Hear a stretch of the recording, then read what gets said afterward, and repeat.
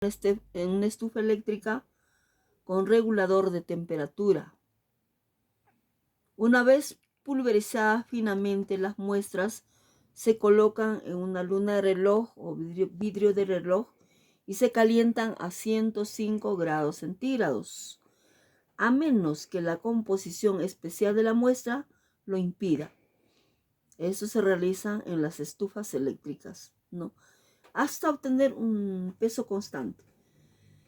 Generalmente se necesita el mínimo de 2 horas para secar una muestra, por decir de 5 a 10 gramos.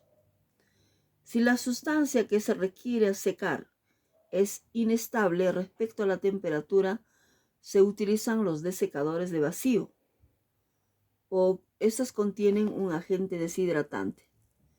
O puede ser las estufas de vacío, que permiten trabajar a baja temperatura la sustancia sobre una luna de reloj y tapada con un papel agujereado. Se coloca en un desecador que contiene el agente deshidratante, puede ser sílica gel, ¿no? Generalmente se utiliza sílica gel y se hace el vacío. La operación que finaliza cuando el peso de la sustancia se mantiene constante suele durar bastante tiempo.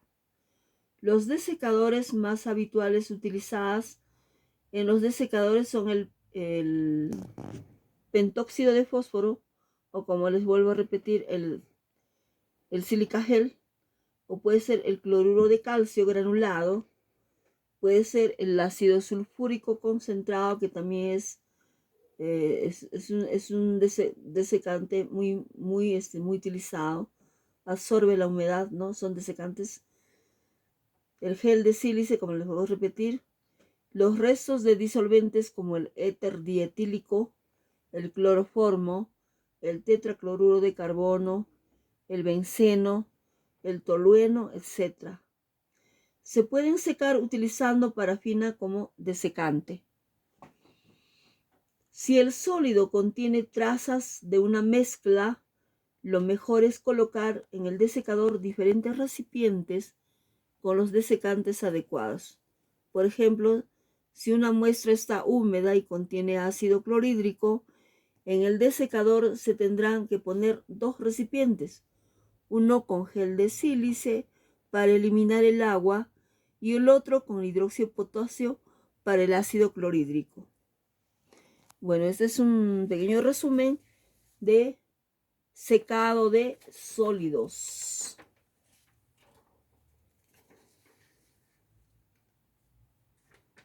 Secado de sólidos. Las muestras sólidas, que son estables térmicamente y húmedas de agua, se pueden secar en una estufa eléctrica y regulador de temperatura. Una vez pulverizadas, finamente se colocan en una luna de reloj y se calientan a 105 grados centígrados hasta obtener un peso constante. Generalmente se necesita 2 horas para secar una muestra de 5 a 10 gramos. La sustancia que se quiere secar es inestable respecto a la temperatura. Se utilizan los desecadores de vacío, ¿no? O con los deshidratantes o las estufas de vacío que permiten trabajar a baja temperatura.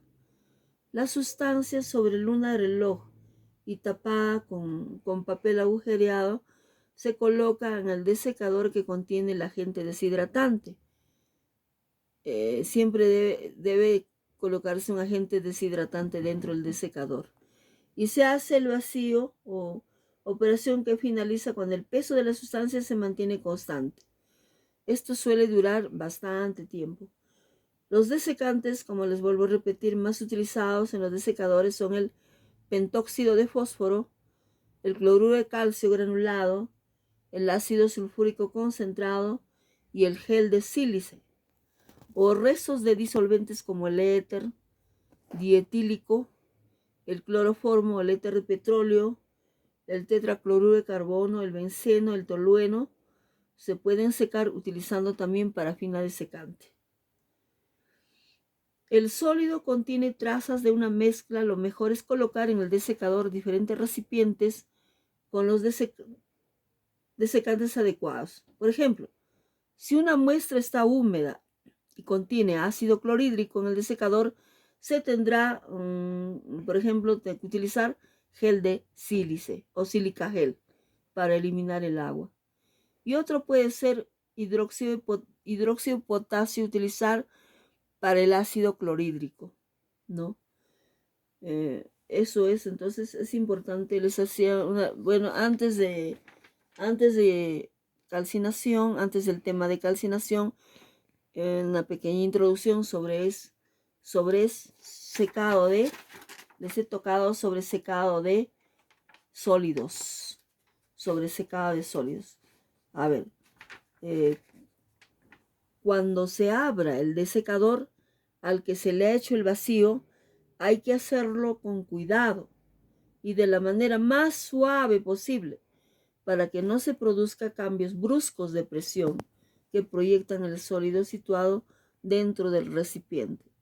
Hay que abrir con mucho cuidado, ¿no? Y hacerlo de manera muy suave, muy delicado. Ya, el secado de líquidos. El secado de líquidos, secado de disoluciones. Para secar disoluciones se tratan durante un periodo más o menos de 10 a 15 minutos con un agente deshidratante. Después se procede a la separación del desecante de la solución mediante filtración a través de un filtro de pliegues.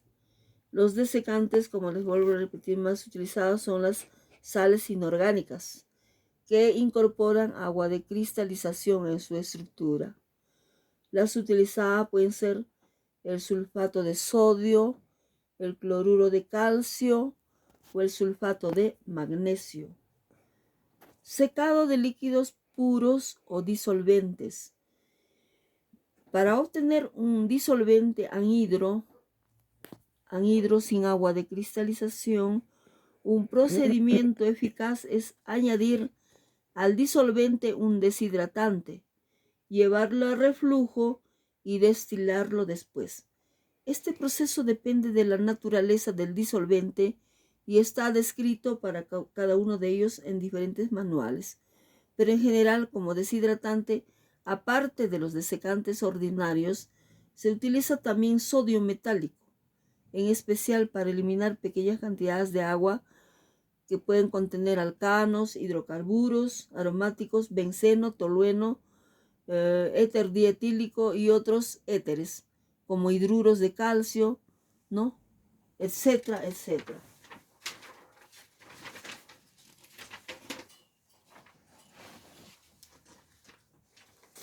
Después de esta pequeña introducción sobre secado, vamos a tratar sobre calcinación. Ya, sobre calcinación. Bien, calcinación.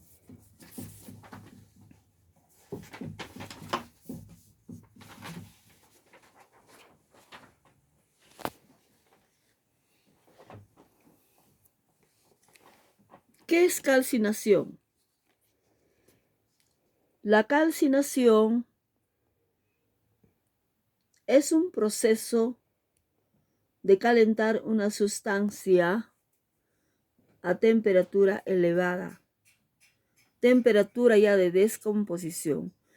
Es un proceso químico porque hay un cambio dentro de la estructura molecular de la materia. No es un proceso físico como la evaporación ni secado. Es un proceso químico ya la calcinación. Entonces, mediante la calcinación vamos a provocar la descomposición térmica o un cambio de estado en su constitución química de la materia, física y química, ¿no? De la materia. ¿Cuáles son los objetivos de la calcinación? Primero se calcina para eliminar el agua presente como humedad absorbida, agua de cristalización o agua de constitución ártica, como por ejemplo El agua de, un ejemplo de cristalización, vienen las sustancias químicas como el sulfato de cobre, le decimos pentahidratado porque tiene 5 moléculas de agua. Eso es su agua de cristalización. También el objetivo de la calcinación es eliminar el dióxido de carbono, como en la calcinación de la piedra o caliza en cal o carbonato de calcio, ¿no? Para eliminar el CO2, dióxido de carbono, el dióxido de azufre y otros compuestos orgánicos volátiles. Eso es el objetivo entonces de la calcinación. Otro objetivo también es para oxidar una parte o toda la sustancia. Ya, otro objetivo también es para reducir metales a partir de sus menas o la fundición, ¿no? La fundición. Fundición, pasar de sólido a líquido. Hay otras pocas finalidades más para las que se emplea la calcinación. Bueno, hay otros casos también especiales de la calcinación, ¿no? Además, el método de calcinación es un auxiliar para conocer la cantidad de cenizas que se hayan presentes en un alimento. Por calcinación vamos a saber también, por ejemplo, para el análisis cuantitativo o cualitativo de una muestra, tenemos que calcinar. Por ejemplo, queremos saber si el plátano contiene potasio. Primero, para identificar, para demostrar cualitativamente y cuantitativamente que si realmente tiene potasio, vamos a preparar la muestra. Y se prepara la muestra mediante calcinación. Vamos a calcinarla en la estufa, en la mufla, no es en la estufa, en la mufla. Vamos a calcinar a una temperatura adecuada la muestra de alimentos, en este caso el plátanos, y luego vamos a identificar en esta muestra cualitativamente el potasio y luego vamos a determinar cuantitativamente el porcentaje de potasio, ¿no? En esta muestra. Entonces también sirve la calcinación, sirve también para conocer la cantidad de cenizas. Vamos a obtener cenizas. En esta ceniza vamos a identificar los cationes o los que queremos determinar, reconocer, ¿no? Cualitativamente y cuantitativamente. Entonces, este valor es de gran importancia, debido a que nos brinda información general de la calidad de un alimento. Y podemos determinar si tenemos algún adulterante inorgánico dentro del mismo, ¿no? Entonces, nos sirve para análisis cualitativo, para identificar también las impurezas o las adulteraciones que tienen los alimentos que expenden en el mercado. La alquimia y la calcinación. En la alquimia se creía que la calcinación era uno de los 12 procesos vitales necesarios para la transformación de la sustancia.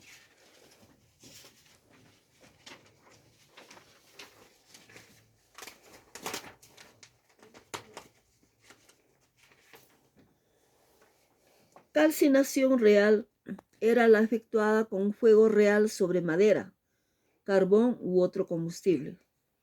Llevando a cierta temperatura, la potencial era la llevada a cabo mediante fuego potencial, es decir, compuestos químicos corrosivos. Por ejemplo, el oro era calcinado en un horno de reverbero con mercurio y sal de amonio. La plata con sal común y sal de álcali. El cobre con sal y azufre. El hierro con sal de amonio y vinagre. El estaño con antimonio. El plomo con azufre y el mercurio con agua fuerte. También había una calcinación filosófica que se decía que ocurría cuando los cuernos, pezuñas, etc., se colgaban sobre agua hirviendo u otro licor hasta que perdían su mucílago y podían ser reducidos fácilmente a polvo. el proceso de calcinación en la alquimia no solo era utilizado por los medios físicos, también en los espirituales. Calcinación espiritual, ¿no? Calcinación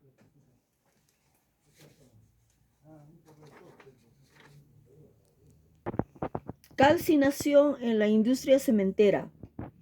Después de la extracción y de la trituración y molienda, homogenización de las materias primas, el primer paso en la fabricación de cemento es la calcinación del carbonato de calcio, seguido por la reacción del óxido de calcio resultante junto con sílice, alúmina de fierro a elevadas temperaturas para obtener el clínker.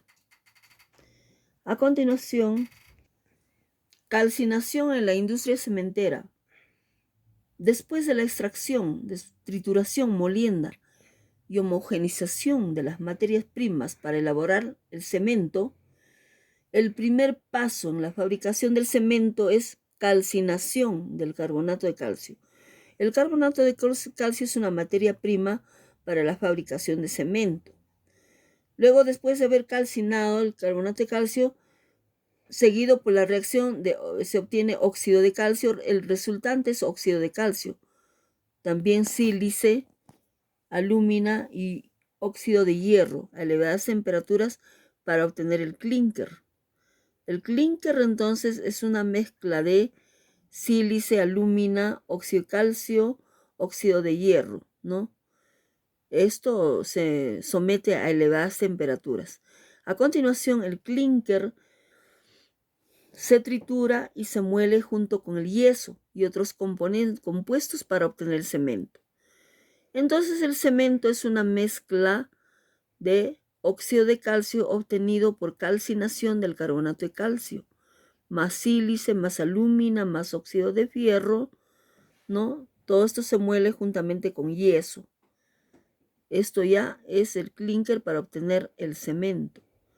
Los depósitos calcáreos naturales como la piedra caliza, la marga y la creta son fuentes de carbonato de calcio. La sílice, el óxido ferroso y la alúmina se encuentran en varios materiales y minerales. También se pueden emplear varios tipos de residuos como sustitutos parciales de las materias primas naturales. La calcinación industrial de la piedra de yeso. La evolución del proceso de industrialización del yeso ha sido lenta y diferente en cada país, y ello ha provocado la convivencia de los yesos artesanales e industriales. Además, en España, la industrialización entró tarde en muchas áreas del interior y los yesos tradicionales se mantuvieron hasta el despoblamiento de las zonas rurales tras la guerra civil. No obstante, paulatinamente se fueron mecanizando los sistemas.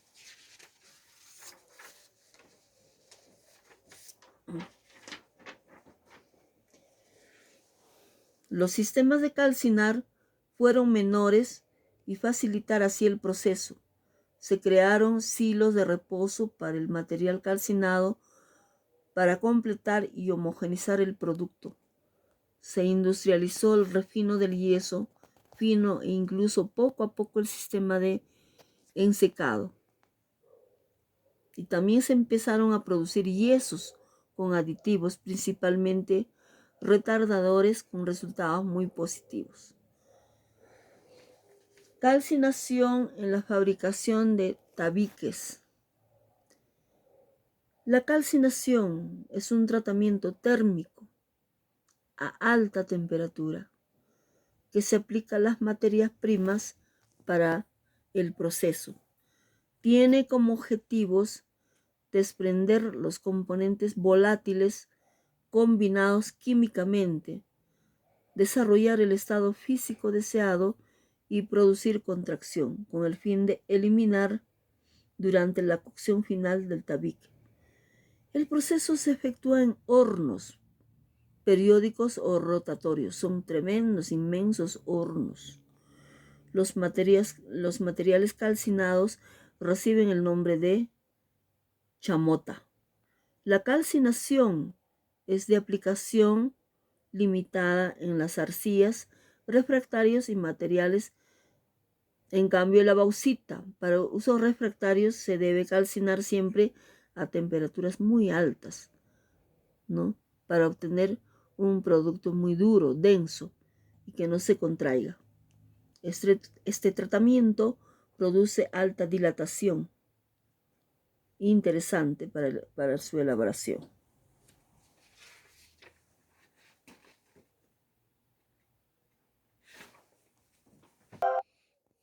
¿Ya? ¿Qué es calcinación? Calcinación. Calcinación es un proceso de calentar una sustancia a temperatura elevada. Para la calcinación se utiliza la mufla, ¿ya? Tanto para análisis en laboratorio, gravimétricos, para preparar cenizas, para análisis cualitativo, cuantitativo. Para todos los análisis se utiliza entonces la mufla para calcinar las muestras, ¿ya? No, pues, ¿qué es calcinación? La calcinación es un proceso de calentar una muestra a temperatura elevada para hasta descomponerlo. La calcinación es un proceso químico. Ahí hay un cambio en la estructura íntima de la materia. Para esto en laboratorio se utiliza, por ejemplo, las muflas, ¿no? También se puede calcinar en el laboratorio utilizando mechero de Bunsen, malla con asbesto y cápsulas de porcelana, ¿no? También se puede calcinar. Pruebas a la llama. Las operaciones de laboratorio como trabajo de vidrio, ebullición y destilación de líquidos, estos aceleran las reacciones químicas. Entonces, para análisis en un laboratorio, como vuelvo a repetir, se utiliza equipos como la mufla para calcinar, ¿ya? Continuamos entonces con calcinación. La calcinación. Si nosotros calcinamos diferentes sustancias químicas en el laboratorio, generalmente hacemos eliminación de gases. Los gases, al calcinar ciertas sales, los gases que se eliminan son el dióxido de carbono, CO2, cuando calcinamos carbonatos, y otros gases que se encuentran químicamente unidos. Por ejemplo, cuando nosotros calcinamos sulfatos, vamos a eliminar dióxido de azufre, ¿ya? Y siempre en la calcinación, durante el proceso de la calcinación, libera también agua que está unida a la materia, ¿no? O agua química como su agua de cristalización. También es mediante la calcinación, también vamos a eliminar estas aguas. En este proceso pues, se cambia la naturaleza química del mineral. Si nosotros calcinamos minerales, también vamos a descomponer la sustancia en óxidos o eliminando gases. Puede ser gases nitrosos, puede ser gases, con este caso, por ejemplo, el dióxido de carbono, el monóxido de carbono, o puede ser gases como dióxido de azufre, ¿no? Entonces, o algunos se descomponen, pero mediante la calcinación también se descomponen, al final nos va a dejar residuos de cenizas, o se descomponen también en carbono y también en oxígeno, formando CO2. Y el hidrógeno también con el oxígeno va a formar el aire. Si hacemos la calcinación al aire, va a formar agua. El oxígeno se desprende y actúa sobre los otros elementos. El nitrógeno frente al oxígeno el nitrógeno con el oxígeno forma óxidos volátiles, ¿no? Finalmente también el azufre se puede unir al oxígeno formando hídridos, ¿ya? Puede desprender también azufre, nitrógeno, ¿no? Los elementos simples de la materia orgánica van sufriendo un proceso de transformación química. Hay un proceso de cambio, estructura atómica dentro del átomo, ¿no? Dentro de la materia, una transformación íntima de la materia, ¿ya? La fabricación de cal, por ejemplo, consiste en la calcinación de la caliza. Nosotros, la caliza es el carbonato de calcio. Cuando nosotros calcinamos, vamos a obtener el óxido de calcio, que se llama también cal viva. Esta cal viva, cuando lo mezclamos con agua en proporciones estequiométricas, vamos a obtener la cal apagada. La cal apagada, si nosotros diluimos en cantidades de agua, por ejemplo, en el laboratorio, pues, por ejemplo, mezclar con 5, 10, 15, 20 mililitros de agua, vamos a obtener la lechada de cal, ¿no? Entonces, mediante la calcinación, vamos a descomponer la cal, que es el carbonato de calcio, en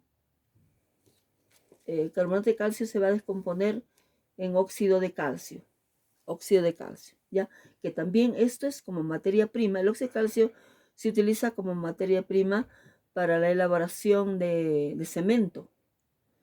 La cal se descompone, se calcina a una temperatura superior a los 900 grados centígrados, ¿no? A elevadas temperaturas en la mufla. Puedes hacer también una calcinación, como le digo, en el laboratorio, utilizando un trípode, una malla con asbesto y una cápsula de porcelana, donde el carbonato de calcio se descompone mediante el calor. De acuerdo a una ecuación que les voy a dar, el carbonato de calcio se va a descomponer en óxido de calcio, en CO2, ¿no?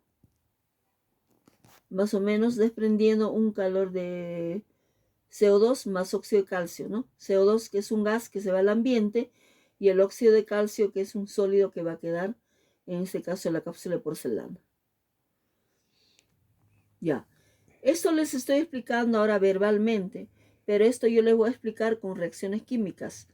Luego voy a pasar a explicarles con reacción química, pero por ahora les estoy explicando verbalmente, ¿ya? O sea, el carbonato de calcio les estoy explicando teóricamente. Luego es teoría, lo obvio, que la reacción todo es teoría, pero les voy a explicar ya con reacciones químicas. Por ahora solamente les voy a explicar de esa manera, ¿no?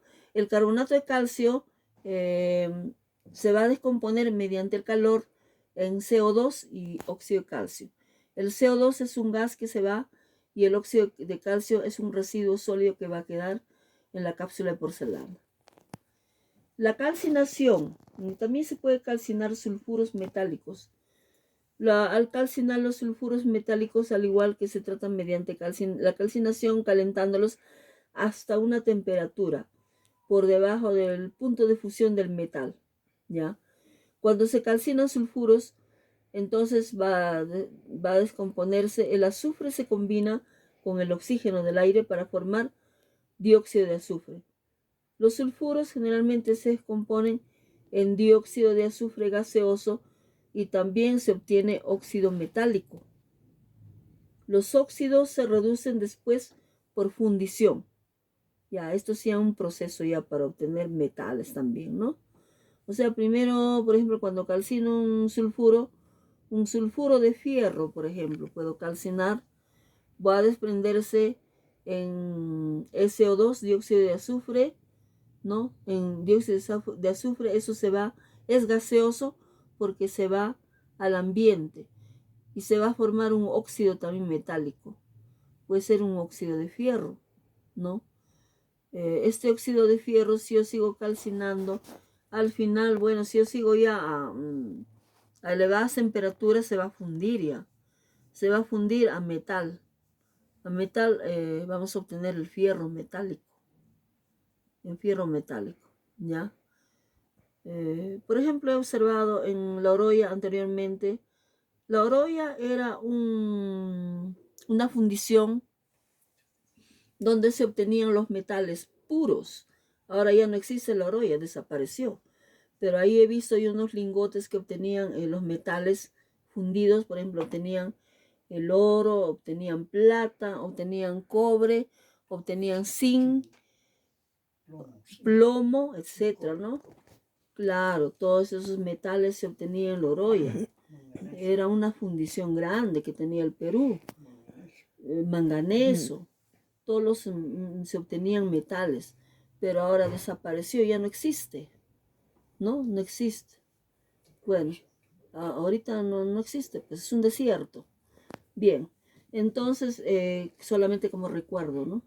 Cuando yo visité Loroya, observé que ahí había unos lingotes que obtenían tremendos lingotes de metales, y también he obtenido que calcinaban también la pirita. La pirita es un sulfuro de fierro, que, que al calcinar se obtiene el ácido, un ácido, el dióxido de azufre también, que es un gas, ¿no? Este dióxido de azufre, al mezclar con agua, se obtiene el ácido sulfúrico, el ácido sulfúrico, ¿no? O el ácido sulfuroso también. Entonces, eso sería la calcinación. La calcinación, que los sulfuros, también los carbonatos desprenden CO2, los sulfuros desprenden dióxido de azufre mediante la calcinación. Si seguimos fundiéndoles por fundición, ya se obtienen los metales. Los metales, en este caso, si es sulfuro de fierro, se va a obtener como metal el fierro. Calcinación de carbonatos. Cuando los carbonatos son sometidos a altas temperaturas, se descomponen liberando óxido de metal y dióxido de carbono. Como les digo, óxido del metal y CO2. La siguiente ecuación, bueno, les voy a mostrar una ecuación posterior a esto. El proceso sería carbonato de calcio más descomponiendo, se va a descomponer en CO2, ¿no? Y óxido del metal. La disociación del carbonato necesita una gran cantidad de calor.